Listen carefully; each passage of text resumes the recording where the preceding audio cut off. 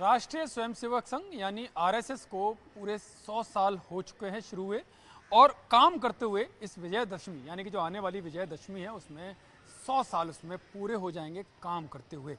और इस काम करने के दौरान काफ़ी कुछ परिवर्तन हुआ। संघ एक वट वृक्ष बनकर पूरे देश में नहीं विश्व में बनकर उभरा और एक ऐसी संस्था बना जो हिंदुत्व के लिए, जो राष्ट्रवादी विचारधारा के लिए, जिसने पूरे विश्व में एक अपनी अलग पहचान बनाई है। और वट वृक्ष बना तो काम का प्रेशर भी बढ़ा, संख्या बढ़ी और उस नाते बड़े कार्यालय भी चाहिए, तो क्योंकि दिल्ली राजधानी है देश की। ऐसे में यहाँ पर काम की दृष्टि से संघ का कार्यालय 1939 में शुरू हुआ, जो 1700 गज में था। बाद में 62 में और 80 के दशक में कुछ कुछ काम हुआ, यानी कि कंस्ट्रक्शन का काम हुआ, थोड़ा विस्तार कार्यालय का हुआ। लेकिन उसके बाद 2016 में बड़े काम, क्योंकि काम की दृष्टि से काफ़ी काम बढ़ा, तो ऐसे में बड़े कार्यालय की ज़रूरत हुई और आधुनिक कार्यालय की, जो समय के अनुसार जहां पर काम कर सकें, इसको देखते हुए एक बड़े कार्यालय की योजना बनाई गई और 2016 में उसके लिए भूमि पूजन किया गया। वो एक्सक्लूसिव तस्वीरें हम आपको न्यूज़ 18 इंडिया पर दिखाएंगे कि किस तरह से संघ ने अपने काम के अनुरूप कार्यालय का निर्माण किया, क्योंकि कार्यालय अब 2024 में बनकर तैयार हो गया और 2025 में आज वो पूरी तरह से उस कार्यालय में काम करने का जो संघ का तरीका है कि किस तरह से काम करेगा, किस तरह से इस पूरे कार्यालय को 3 टावर में यानी कि 3 भागों में बांटा गया, वो एक एक तस्वीर हम आपको दिखाएंगे। सबसे पहले शुरुआत में वो यहाँ से अगर मैं आपको वो बिल्डिंग्स दिखाऊं, जो इमारत दिखाऊं, जो साफ तौर पर राजस्थान, गुजरात और देश के कई अन्य हिस्सों की जो पाश्चात्य जो स्थापत्य कला है उसका नमूना है। और यहाँ पर अगर आप देखेंगे तो क्योंकि बड़ी संख्या में प्रचारक, 3500 से ज़्यादा प्रचारक देश भर में आरएसएस के काम करते हैं, आनुषंगिक संगठनों के जो पूर्णकालिक कार्यकर्ता हैं, प्रचारक है, वो काम करते हैं। उनके लिए भोजन की दृष्टि से एक बड़ा ये भोजनालय यानी कि कैंटीन बनाई गई है, जहाँ पर एक बार में अगर इन चेयर्स को देखेंगे तो 80 प्रचारक या 80 पदाधिकारी, 80 कार्यकर्ता, कुल मिलाकर 80 कार्यकर्ता यहाँ पर एक साथ बैठकर भोजन कर सकते हैं। ये चेयर्स के साथ है, अगर चेयर हटा देंगे तो बड़ी संख्या यहाँ पर बैठने की हो सकती है। इस तरह के कहें कि आरएसएस ने पूरी प्लानिंग के साथ इसको बनाया है। गुजरात के आर्किटेक्ट हैं दुबे, जिन्होंने इस पूरे कार्यालय को तैयार किया। मैं आपको एक बार इसकी पूरी तस्वीरें दिखा देता हूँ कि किस तरह से इस विशाल कार्यालय का निर्माण किया गया है, जो आज के हिसाब से यानी कि अत्याधुनिक तरीकों का प्रयोग करके इसको बनाया गया। आप देखिए पूरी ये तस्वीरें हैं जो सामने कार्यालय की हैं। 2016 में इसका भूमि पूजन किया गया, 2024 और अब 2025 में आते आते ये पूरी तरह से बनकर तैयार हुआ। गुजरात और राजस्थान की यानी कि पूरे प्राचीन भारत की स्थापत्य कला का मिश्रण दिखाई देता है। दूसरा टावर में आपको पूरे एक तरह से दिखा देता हूँ। यहाँ से आप देखिए पहला टावर वो आपको दिखाई दे रहा है और पहले टावर के बाद जो उस टावर में सुरुचि प्रकाशन, भारत प्रकाशन का काम होगा, यानी कि जो 5 एजेंडे, जो संघ का मुखपत्र है हिंदी का और ऑर्गेनाइजर जो इंग्लिश का मुखपत्र और जो संघ का साहित्य है वो उस टावर से उसका काम होगा। इसके अलावा ये जो बीच वाला टावर देख रहे हैं, इनके नाम रखे गए हैं। साधना पहले टावर का नाम है, दूसरे का प्रेरणा टावर अभी आप जो देख रहे हैं। यहाँ पर जो पदाधिकारी होंगे, जो संघ के वरिष्ठ प्रचारक होंगे, जो देश भर में प्रचारक काम करते हैं, वो अलग अलग जगहों से आकर, जिनका केंद्र यहाँ होता है या प्रवासी के तौर पर यहाँ पर कुछ समय के लिए आते हैं, तो इस टावर में रुकेंगे। और इस टावर में सरसंघ चालक भी रुकेंगे, इसी टावर में सरकारवा रुकेंगे, इसी टावर में बाकी के अखिल भारतीय पदाधिकारी जो संघ के हैं या अलग अलग आनुषंगिक संगठनों के हैं वो यहाँ पर रुकेंगे। और जो तीसरा टावर वो आपको दिखाई दे रहा है, अभी उसका थोड़ा सा काम बाकी है, वो अभी चल रहा है। अर्चना उसको नाम दिया गया उस टावर को। इस तरह से ये 3 टावर बनाए गए हैं, जहाँ पर पूरे झंडे वाला जो केशव कुंज इस पूरे कार्यालय का नाम दिया गया। पहले से ही केशव कुंज नाम है। सरसंघ जो आदि सरसंघ चालक रहे हैं डॉक्टर केशवराव बलराम हेडगेवार, उनके नाम पर इसका कार्यालय का नाम रखा गया था केशव कुंज। उसमें उसको ये नाम बरकरार रखा गया। और उस पार्किंग की बात करें तो 270 गाड़ियां एक साथ पार्क की जा सकती है, यानी बड़ी विशाल पार्किंग बनाई गई है, क्योंकि संघ का काम काफ़ी बड़ा है। तो ऐसे में बड़ी संख्या में लोग, क्योंकि कई कार्यक्रम इस तरह के होते हैं कि बड़ी संख्या में लोग यहाँ पर आते हैं, बैठकों में भाग लेते हैं, कार्यक्रमों में भाग लेते हैं, उन सबको ध्यान में रखते हुए यहाँ पर किया गया। 3 बड़े हॉल इस कार्यालय के अंदर बनाए गए हैं, जिसमें 463 लोगों के बैठने की व्यवस्था विद चेयर है। वो अशोक सिंगल उसका हॉल का नाम अशोक सिंगल के नाम से दिया गया है। इसके अलावा 2 और हॉल बनाए गए हैं जिसमें 650 और 250 लोगों के बैठने की व्यवस्था रहेगी। और पूरा ये कमरे के जो फ्रेम देख रहे हैं आप, लकड़ी की बचत, जो फ्रेम है वो पूरे ग्रेनाइट से बनाए गए हैं। इसके अलावा जो कंपनी, अगर कंपनी की बात करें तो ऑस्पिनियस कंपनी और गुजरात के अनूप दुबे आर्किटेक्ट हैं। इसके जो पूरी आप तस्वीरें आप देख रहे हैं, और कमरे के जो फ्रेम ग्रेनाइट के बनाए गए, ऐसे 1000 फ्रेम में छोटे बड़े खिड़की दरवाजे जिस तरह से बनाए गए हैं। और सोलर के लिए भी जो लाइट है उसके लिए यहाँ 140 kV का सोलर बनाया गया है। और एक बड़ी भव्य लाइब्रेरी भी यहाँ पर बनाई गई है जो 10th फ्लोर पर मिलेगी। 8000 पुस्तकें उस लाइब्रेरी में रखी गई हैं और आम लोग भी उस लाइब्रेरी का प्रयोग कर सकते हैं। आम लोगों के लिए भी यानी लाइब्रेरी ये ओपन रहेगी। और इसके अलावा एक डिस्पेंसरी भी, यहाँ पर छोटी डिस्पेंसरी का भी निर्माण किया गया। पहले भी पुराने कार्यालय में वो डिस्पेंसरी थी और आम लोग भी उसका फ़ायदा संघ कार्यालय में आकर उठा सकते हैं। किसी भी तरह की बीमारी की दवा उनको यहाँ पर फ्री मिलेगी। इसके अलावा इंटरनल एक 5 बेड का छोटा सा हॉस्पिटल, 5 बेड का जो यहाँ के रहने वाले प्रचारकों के लिए है, वो यहाँ पर बनाया गया है। इसके अलावा काफ़ी सारी सुविधाएं, जो अगर मैं आपको यहाँ से दिखाऊं, जो मैदान आपको दिखाई दे रहा है, वो संघ स्थान जिसको कहते हैं, जहाँ पर शाखा लगेगी सुबह सुबह या संघ के स्वयं सेवकों का एकत्रीकरण होगा, वो यहाँ पर। इसके अलावा एक खास बात और, STP का भी प्रयोग इस कार्यालय में किया जाएगा। यानी कि जो वेस्ट है, जो बाहरी वेस्ट है, वो बाहर नहीं फेंका जाएगा, उसका यहीं पर उसका ट्रीटमेंट किया जाएगा। और यानी कि इस तरह की छोटी छोटी बातों का प्रयोग किया गया। कुल मिलाकर 300 कमरे, करीब 300 कमरे इसमें बनाए गए हैं। और पूरा अगर सबसे बड़ी बात करें, 17,000 गज यानी कि करीब 4 एकड़ से 4.25 एकड़ में ये कार्यालय बनकर तैयार हुआ है। और सबसे प्रमुख बात जो इस कार्यालय का खर्चा, क्योंकि लोग पूछते हैं कि इतना बड़ा कार्यालय है तो कितना खर्चा आया होगा, कहाँ से आया होगा, तो इसका, क्योंकि संघ की जो कार्यशैली रही है वो बड़ी पारदर्शी तरीके से वो काम करते हैं, तो 75,000 लोगों ने, देश भर के जो स्वयं सेवक हैं, ऐसे 75,000 लोगों ने 150 करोड़ रुपया डोनेट किया। और उनकी एक एक की रसीद संघ कार्यालय में रसीद देकर डोनेशन लिया गया। इस संघ कार्यालय के यानी केशव कुंज कार्यालय के निर्माण में 150 करोड़ रुपया खर्च हुआ, जो 75,000 लोगों ने दिया। संघ कार्यालय में जैसे ही आप प्रवेश करेंगे तो सबसे पहले दर्शन आपके पवन पुत्र हनुमान जी के होंगे, यानी कि बजरंग बली के होंगे, जो सभी बाधाओं को हरने का काम करते हैं। बजरंग बली की ये मूर्ति है जो पहले भी, जो पुराना केशव कुंज कार्यालय था जिसको तोड़कर ये नया कार्यालय बनाया गया है, पहले भी ये मूर्ति थी। यहाँ पर एक पेड़ था, क्योंकि इसके ठीक सामने सीढ़ियाँ होती थी जहाँ पर नीचे और ऊपर जो प्रचारकों के रूम बने होते, जहाँ पर सरसंघ चालक, सर कार्यवाह जहाँ रुकते थे, उसके ठीक सामने, सीढ़ियों के सामने ये मंदिर था।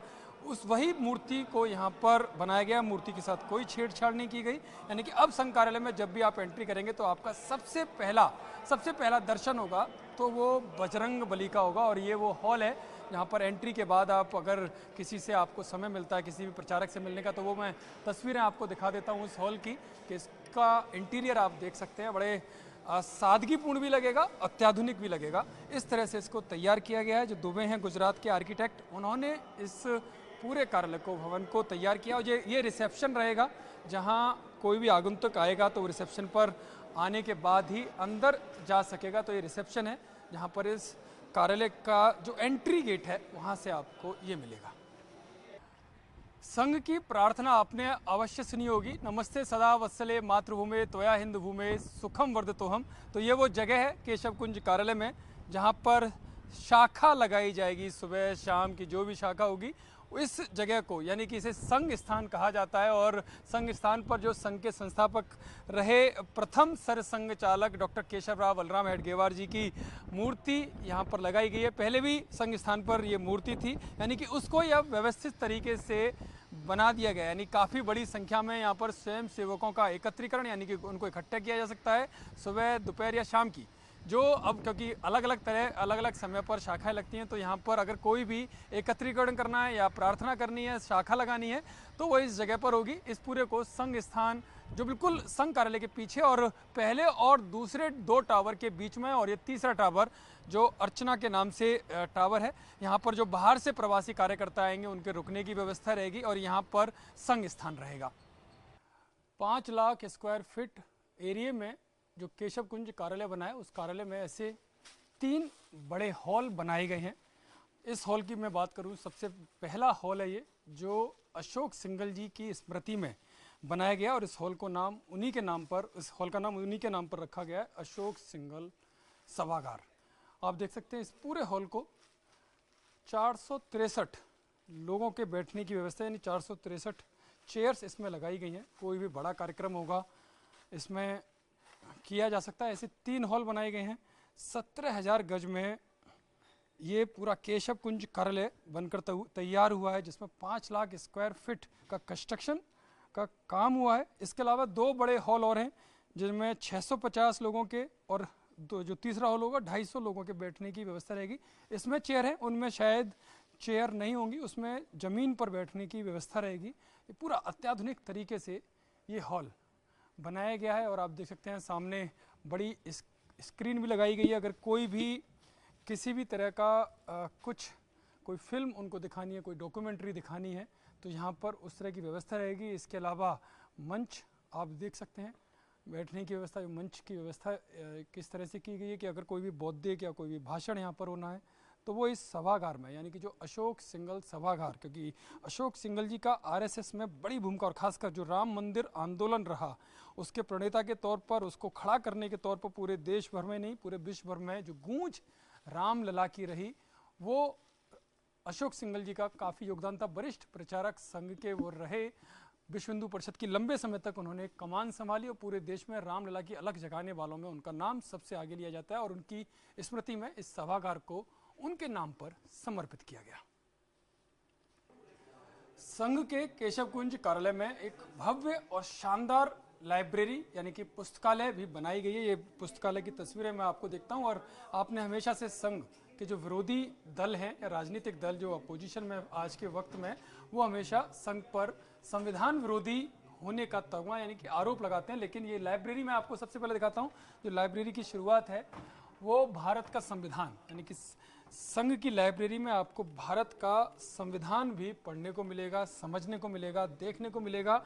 इसके अलावा संघ के बारे में कहा जाता है कि वो केवल और केवल हिंदुत्व की बातें करता है, तो वो तस्वीरें में अब आपको दिखाऊंगा। लेकिन पहले लाइब्रेरी आप देखिए कि किस तरह से सुव्यवस्थित तरीके से भव्य लाइब्रेरी का निर्माण यहाँ पर इस कार्यालय में किया गया है। फिलहाल 25 लोगों के बैठने की व्यवस्था है और करीब 8,000 लोग 8,000 किताबें, जो पुस्तकें वो यहाँ पर रखी गई हैं। लेकिन जो संघ के बारे में कहा जाता है कि केवल हिंदुत्व की बातें करता है, तो आप ये किताबें देखेंगे, केवल हिंदुत्व नहीं, बौद्धिज्म भी मिलेंगी, जैनिज्म भी मिलेंगी और जो इस्लामिक कल्चर की किताब हैं वो भी यहाँ पर मिलेंगी। यानी कि हर धर्म की, केवल हिंदुत्व की नहीं, हर धर्म की, हर विषय की, हर भाषा की पुस्तकें यहाँ पर मिलेंगी। यानी कि सर्वधर्म समभाव का जो भाव होता है वो इस पुस्तकालय के अंदर पूरे देश ही नहीं विदेश की भी पुस्तकें यहाँ पर मिलेंगी और आप यहाँ पर आकर रिसर्च कर सकते हैं, किसी भी पुस्तक को यहाँ पर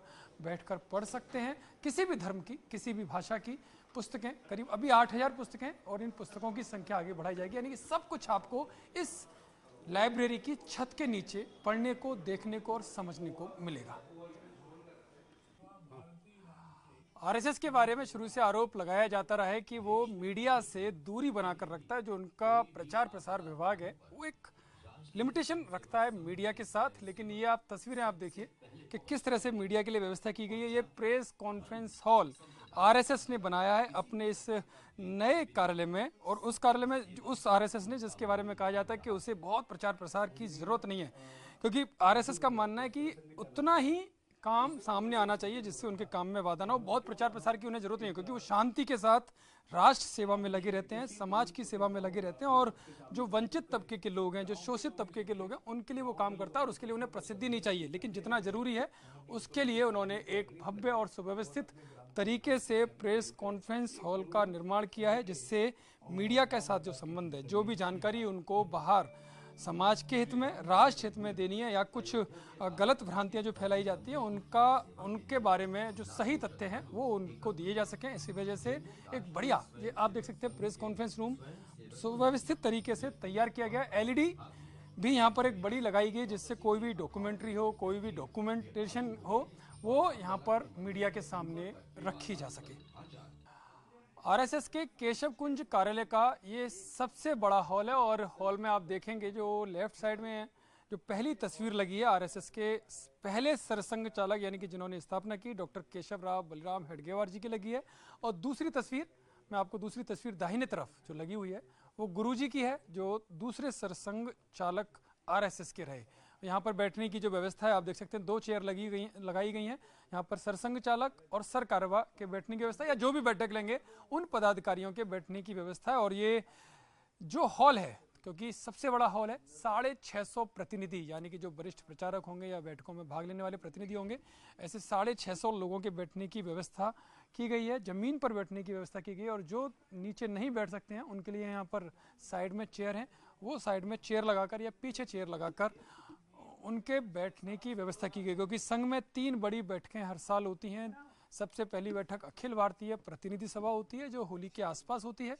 दूसरी बड़ी बैठक अखिल भारतीय प्रांत प्रचारक बैठक होती है, इसमें प्रांत प्रचारक या उससे ऊपर के जो प्रचारक होते हैं वो भाग लेते हैं। और तीसरी जो बैठक, बड़ी बैठक होती है, वो अखिल भारतीय कार्यकारी मंडल होता है, और वो करीब दिवाली के आसपास वो बैठक होती है। क्योंकि इस बार इस हॉल में जो पहली बैठक, बड़ी बैठक होगी, वो अखिल भारतीय प्रांत प्रचारक बैठक होगी, क्योंकि उसमें संख्या सीमित रहती है। तो 650 प्रतिनिधि इस तरह के इस हॉल में सम्मिलित हो सकते हैं, यानी कि भाग ले सकते हैं। तो पहली बैठक जो इसमें होगी वो अखिल भारतीय प्रांत प्रचारक की मानी जा रही है, प्रांत प्रचारक बैठक मानी जा रही है, क्योंकि बाकी की जो 2 अखिल भारतीय प्रतिनिधि सभा और अखिल भारतीय कार्यकारी मंडल, उनकी संख्या ज़्यादा रहती है।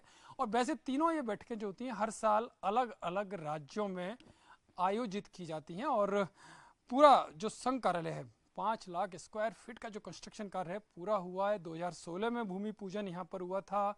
17,000 लोगों से डोनेशन लिया गया, और करीब 150 करोड़ रुपए में बनकर ये तैयार हुआ है, और लगभग अब तैयार है।